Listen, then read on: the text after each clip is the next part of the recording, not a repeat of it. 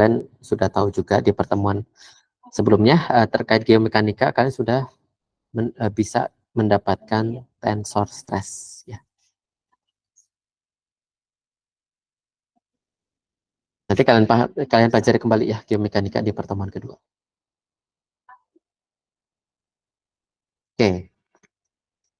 Sekarang kita masuk ke hubungan konstitutifnya. Tadi kita sudah kenalan bahwa cara untuk mendapatkan stres atau hubungan antara stres dan strain itu bisa kita dapatkan dari stres sama dengan konstanta elastik atau matriks elastik ya, atau matriks stiffness gitu ya, dikali dengan strainnya ya. Dan ini berlaku secara umum untuk semua jenis medium. Mediumnya mau bagaimanapun akan memenuhi persamaan seperti ini ya. Makanya persamaan ini juga disebut sebagai hukum Hooke secara umum ya. Karena apa? Karena tidak terbatas pada medium-medium tertentu. Seluruh kondisi medium bisa memenuhi persamaan ini ya. Nah, realitanya cukup sulit untuk menggunakan rumus persamaan ini ya. Walaupun secara tampak persamaannya itu gampang sekali, sigma sama dengan C dikali dengan E, tapi secara realnya kita tidak, kita sulit gitu ya untuk mencari konstanta ini loh, atau matriks C ini ya. Karena matriks C ini atau konstanta elastik atau matriks elastik ini berkaitan dengan sifat fisis mediumnya ya, macam-macam ya. Oleh karena itu, untuk menyederhanakan ya kondisinya, kita coba asumsikan bahwa medium itu berada pada kondisi tertentu, yaitu medium yang homogen dan isotropis. Ya. Dengan persamaannya seperti ini, yaitu sigma ya atau stres gitu ya sama dengan lambda yang merupakan salah satu dari konstanta lama dikali dengan delta Kronecker dikali dengan E yang merupakan strain ditambah dengan 2 dikali konstanta lama yang lain ya dikali dengan E ya atau strain. Nah, EKK sama EIJ ini beda. EKK itu merupakan hasil kejumlahan rata-rata dari seluruh strain normal. Jadi E XX ditambah E YY ditambah E ZZ gitu ya. EKK ya. Oke. Sekarang kita coba ambil satu contoh kasus. Misal ketika sigmanya punya indeks 1, 2 ya. Ini kita buat kesepakatan, satu itu merupakan X ya, biar gampang. Satu itu merupakan X, 2 itu merupakan Y, 3 itu merupakan Z ya. Jadi sebenarnya secara prinsip sama saja. Oke, sigma 1, 2. Nanti sigma yang punya sigma bidang 1, tapi arah stresnya itu kedua ya, atau ke arah Y. Nah, kita coba cari gitu ya. Kita tulis kembali lambda gitu ya. Lambda, lalu delta Kroneckernya adalah delta Kronecker IJ. Nah, delta Kronecker IJ. IJ-nya adalah 1 dan 2 ya. Lalu dikali dengan EKK. Maka ini tadi ya, E11 ditambah E22 ditambah E33. Lalu ditambah 2 nu dari E12. Oke. Nah, di sini delta Kroneckernya itu sebenarnya ya merupakan variabel yang bernilai 1 ketika I dan J-nya sama dan bernilai 0 ketika I tidak sama dengan J atau bidangnya tidak sama dengan arahnya. Berarti untuk kasus persamaan ini delta Kroneckernya bernilai 1 apa 0? 0 Pak, soalnya I dan J-nya itu tidak sama. Oke, bagus ya Latif ya. Jadi karena delta kronekernya bernilai 0, maka ini bisa dicoret ya. Hilang ya. Sehingga yang tersisa adalah sigma 12 ya. Ini untuk yang antara I sama J-nya tidak sama ya. 12 sama dengan 2 mu E12. Oke. Maka untuk mendapatkan untuk mencari stres 12 ya. Stres 12 ini termasuk stres normal atau stres geser? Geser apa normal? Masih ingat? Ketika indeksnya berbeda nih antara I dan J, kira-kira termasuk ke stres geser atau stres normal? Ingat di geomekanika? Raffi, mau memberikan pendapat? Ya, atau lu Ayu silakan. Lu Ayu. Oke, yang lain? Anjarila, mana Anjarila? Maaf, Pak, kepencet. Oke, Anjarila. Halo, Anjarila.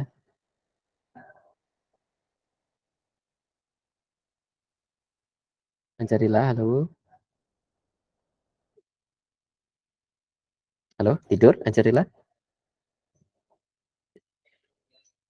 Astria Putri, mana Astria? Halo, Astria? Iya. Astria, ketika indeks I dan J-nya berbeda, maka stres ini termasuk ke kategori stres normal atau stres geser, Astria?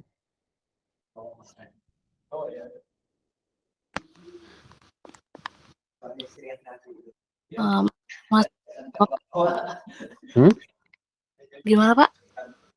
Ketika indeks pada stresnya ini berbeda, ya I dan J-nya ini berbeda, apakah dia masuk ke dalam kategori stres normal atau stres geser? Lihat ini. Contohnya sigma 12 atau sigma XY. Stres normal atau stres geser itu, Astria? Termasuk itu termasuk stres normal, Pak. Kenapa termasuk stres normal? Karena memiliki indeks I yang berbeda itu, Pak.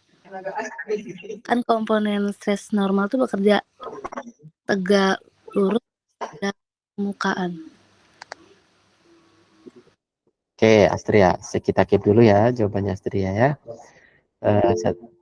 Oke, Latif silakan. Latif, silakan kalau mau berpendapat. Izin jawab Pak, itu geser Pak, soalnya misalkan itu EXY, nah berarti itu dia di permukaan Y, nah sedangkan arahnya itu ke arah X gitu Pak. Oke ya. Terima kasih banyak Astria dan Latif ya. Kita coba jawab ya, bahwa ketika indeksnya berbeda, ya artinya kalau kita kembali ke sini, kita coba cek. Stres yang normal itu punya indeks yang selalu sama. Ya, sigma 33, sigma 22, ya, sigma 11, ya. Nah, sigma-sigma tersebut itu merupakan stres normal. Ya, ketika indeksnya berbeda seperti sigma 31, sigma 32, sigma 23, ya, sigma 12 dan lain sebagainya, maka sigmanya merupakan stres geser. Ya. Jadi kalau kita kembali ke sini, sigma 12 sama dengan 2 mu E12, maka sigma 12-nya merupakan stres geser. Ya. Sedangkan E12 merupakan strain normal apa strain geser? Normal strain atau shear strain? Shear strain. Shear strain, ya. Oke. Nah, berarti Persamaan ini adalah persamaan yang digunakan untuk melihat hubungan geser kan antara stres geser dan strain geser ya. Nah, dari sini kita bisa menghitung mu-nya yang merupakan bagian dari konstanta lama ya. Mu sama dengan sigma 12 dibagi ya 2E12. Seperti itu ya. Jadi untuk mendapatkan mu yang merupakan konstanta lama sama dengan sigma 12 dibagi dengan 2E12. Oke. Nah, persamaan ini itu kita sebut sebagai persamaan untuk mencari modulus geser. Sehingga mu yang di sini ya, selain merupakan bagian dari konstanta lama, punya sifat fisis ternyata. Sifat fisis yang terdapat pada mu itu merupakan modulus geser atau modulus shear, modulus geser atau modulus shear. Ya. Oke, sehingga dijelaskan di sini ya, modulus shear adalah ukuran ketahanan material terhadap shearing atau pergeseran. Ya.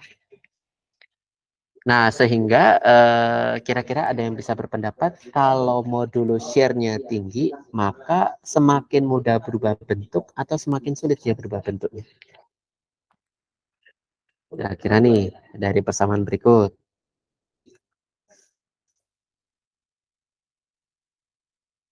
Ketika modulus shear-nya itu semakin tinggi, semakin sulit berubah bentuk atau semakin mudah dia berubah bentuknya.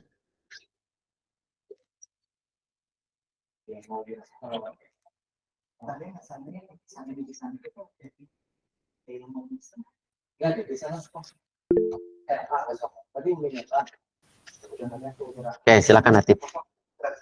Izin jawab Pak. Itu kalau misalkan dari definisi modulus shear adalah ukuran ketahanan material terhadap shear. Nah, berarti modulus shear itu menjelaskan tingkat ketahanan material terhadap pergeseran. Kan modulus shear-nya itu material tersebut makin tahan terhadap makin tahan terhadap gaya geser, nah, sehingga dia itu sulit untuk berubah bentuk. Oke, bagus ya, Natif ya. Jadi semakin tinggi modulus shear-nya, maka medium tersebut akan sulit untuk berubah bentuknya. Kalian bisa analisis saja dari persamaan ini ya. Perubahan kan dijelaskan melalui strain ya. Strain sama dengan sigma dibagi dengan 2 mu. Gitu ya. Oke.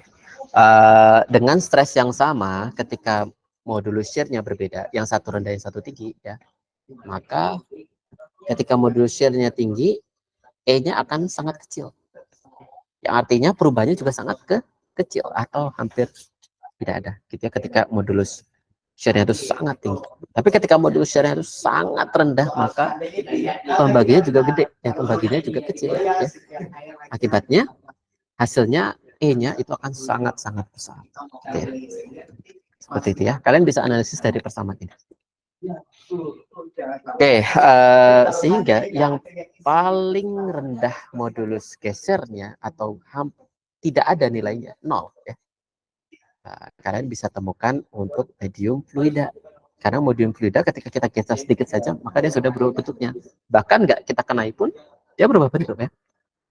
Ya, dia akan berubah bentuk sesuai dengan wadahnya kan. Ketika wadahnya bentuknya kotak, dia jadi kotak. Ketika wadahnya jadi bulat, ketika wadahnya bentuknya setengah lingkaran, dia jadi setengah lingkaran gitu ya. Dia mengalir dan lain sebagainya gitu ya. Jadi modulus geser untuk fluida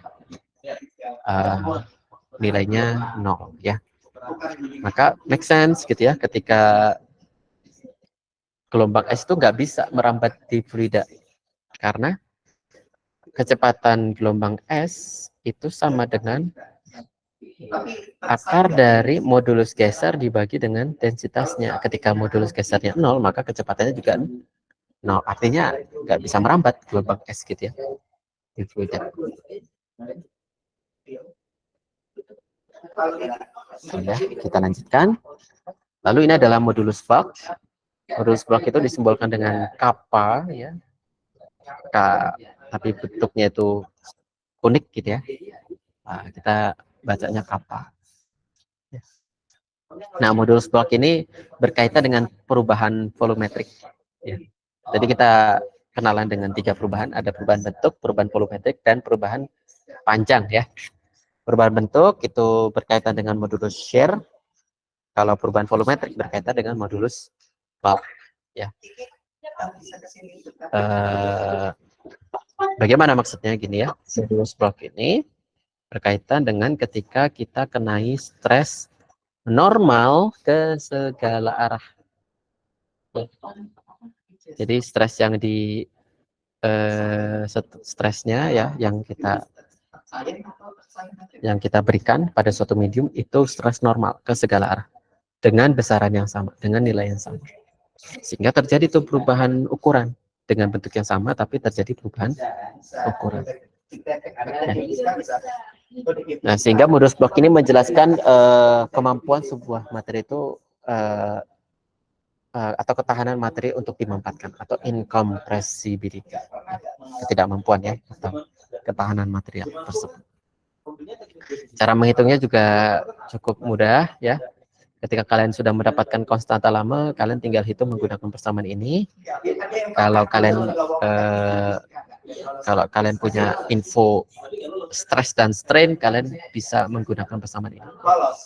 P itu merupakan rata-rata dari stres normalnya.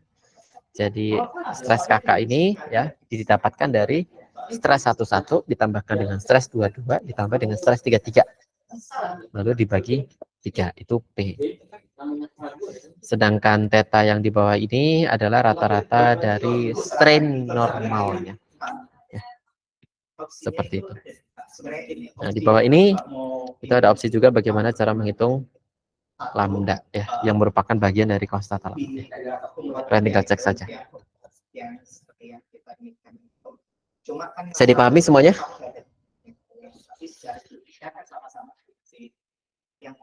Bisa, Pak. Bisa ya? Oke, kita lanjut ke modulus yang. Saya rasa modulus yang ini sudah sering disinggung ya, di fisika dasar disinggung, di materi SMA juga disinggung gitu ya. Karena modulus yang ini berkaitan dengan perubahan panjang satu dimensi. Ya. Ketika ditarik nih salah satu sisinya menyebabkan terjadinya perubahan panjang, maka dianalisis tuh berapa modulus yangnya. Ya. Persamaannya ini ya di bawah ini, modulus yang sama dengan stres dibagi strain. Untuk mendapatkan stres gampang sekali, kita bagi saja antara gaya dan luas area, sedangkan strain kita bagi antara perubahan panjang dengan panjang mulatnya. Nah, di sini ada persamaan baru ya, mungkin kalian kurang familiar, tapi ini bermanfaat kalau kalian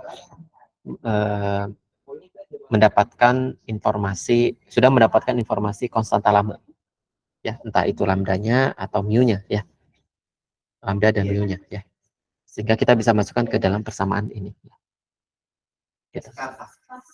Nah, ini juga bermanfaat kalau kalian sudah tahu nih modulus yangnya berapa, kalian sudah tahu modulus gesernya berapa, tapi kalian ingin mencari konstanta lama yang lain yaitu lambda.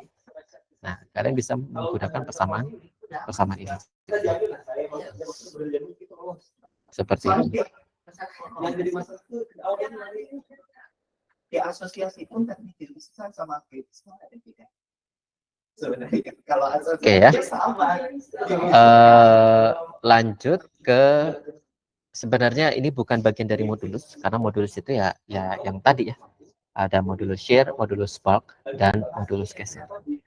Tapi saya masukkan materi ini ya, yaitu Poisson ratio, karena ini berkaitan dengan rasio strain vertikal dan horizontal ya pada satu medium. Ya. Jadi sebenarnya Poisson ratio ini menyatakan deformasi dari materi yang tegak lurus dengan arah kompresi. Di sini tanda negatif menyatakan berkebalikan arah ya. Jadi ketika kita punya medium seperti ini dalam 2 dimensi ya, lalu medium tersebut, kita tarik dari kedua sisinya secara horizontal. Nah, kita ukur berapa perubahan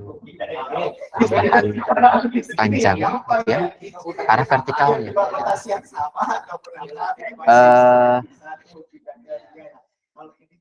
Ilustrasi sederhananya, kalian coba bayangkan kalian punya karet ban, ya, karet dalam gitu ya, karet ban yang di dalam itu. Kalian potong bentuknya kotak seperti ini, lalu kalian tarik kedua sisinya. Apa yang terjadi? Bagian tengah akan mengecil kan? Ketika kalian tarik kedua sisinya, yang bagian tengah itu dia akan mengecil. Nah, Poisson melihat itu, ya, seberapa besar perubahan dari vertikalnya ini ketika kita coba bandingkan dengan perubahan panjang yang diamati secara horizontal ketika dikenai stres. Gitu ya. Oke, ini penting ya. Kenapa? Karena untuk melihat bagaimana medium tersebut menjaga volumenya atau menjaga luas areanya. Kalau dalam 3 dimensi menjaga volumenya, kalau dalam 2 dimensi menjaga luas area. Intinya gitu. Kalau rasionya ternyata dihitung itu sama dengan 0,5, maka volumenya dijaga agar tetap konstan. Ketika kita tarik, maka medium tersebut akan mempertahankan volumenya atau luas area, ya, dengan cara mengecilkan bagian vertikal seperti itu. Biasanya kalau fisika bumi, kalau di asosiasi kita itu masih dalam. Oke. Paham semuanya sampai sini? Banyak ya materinya ya. Dia mulai dari hukum-hukum dan teori gitu, ada Fermat, ada Snell, ada prinsip Huygens ya. Lalu kita juga berkenalan dengan stress dan strain. Saya rasa mereview sih sebenarnya ya. Dan juga kita coba ulas kembali ada modulus geser, modulus bulk, ada modulus yang, dan juga ada satu sifat fisis pada medium, tapi bukan bagian dari modulus, yaitu Poisson ratio. Tapi ini cukup penting. Oke. Bisa dipahami semuanya sejauh ini? Bisa, Pak. Bisa? Oke ya, sebenarnya masih ada satu topik lagi, yaitu persamaan gerak. Dan sebenarnya persamaan gerak ini kita hanya mengulas materi GDG sebenarnya. Dimulai dari hukum Newton 2 gitu ya. Dari hukum Newton 2 kita coba kita coba bedah gitu ya, bagaimana persamaan gerak gelombang ini dihasilkan. Lalu kita coba terapkan juga hukum Hooke's ya tadi ya, tapi untuk kasus medium homogenisotropis gitu ya, hingga kita dapatkan persamaan gerak gelombang. Oke, sekarang saya kasih opsi ke kalian. Mau kita anggap kalian sudah paham karena kalian sudah belajar di GDG gitu ya, atau nanti kita ulas materi ini di pekan berikutnya. Ya, karena waktunya sudah mau habis ya. Saya rasa nggak cukup kalau saya jelaskan ini semua. Cuma kalau seandainya kamu ambil sebuah, Mana? Saya kasih opsi nih ke kalian. Mau saya anggap kalian? Nah, silakan Hanif. Mungkin bisa diulas lagi di minggu depan, Pak, karena juga di GDG belum semuanya bisa memahami, dan kemarin habis libur ya Pak ya, jadi kayak lebih di recall lagi gitu Pak. Oke. Ya, oke Hanif. Kalau Dinda gimana tadi, Dinda rasanya? Untuk pendapat saya juga sama Pak, untuk seperti Hanif, untuk diulas beberapa lagi Pak. Oke. Yang lain setuju? Kita ulas lagi di pekan berikutnya. Setuju Pak. Setuju Pak. Ya, setuju ya. Oke. Kalau gitu mungkin kita cukupkan dulu ya materi pekan ini. Saya coba absen dulu. Dima Adelia ada?